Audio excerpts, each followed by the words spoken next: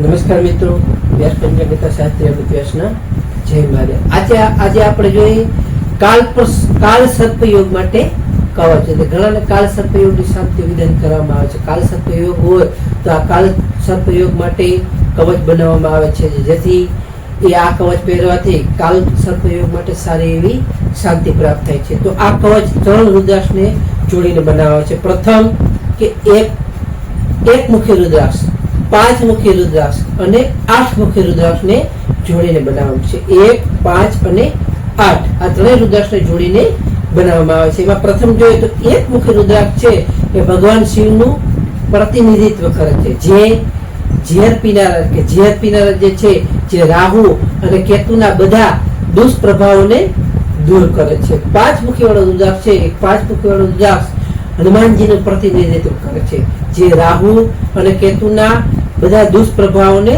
દૂર કરવામાં સારી એવી મદદ કરે છે। અને 8 મુખી રુદ્રાક્ષ, જે 8 મુખી વાળો રુદ્રાક્ષ છે, એ 8 મુખી વાળો રુદ્રાક્ષ ભગવાન ગણપતિની જે બધી શક્તિઓનું પ્રતિનિધિત્વ કરે છે, જે બધા અવરોધો જે આવે છે તે બધા અવરોધોને દૂર કરે છે અને રાહુ તથા કેતુના પ્રભાવોને શાંત કરે છે। આ કવચ રાહુ અને કેતુના જે નકારાત્મક પ્રભાવો છે તે સંપૂર્ણપણે નિષ્ક્રિય કરી નાખે છે।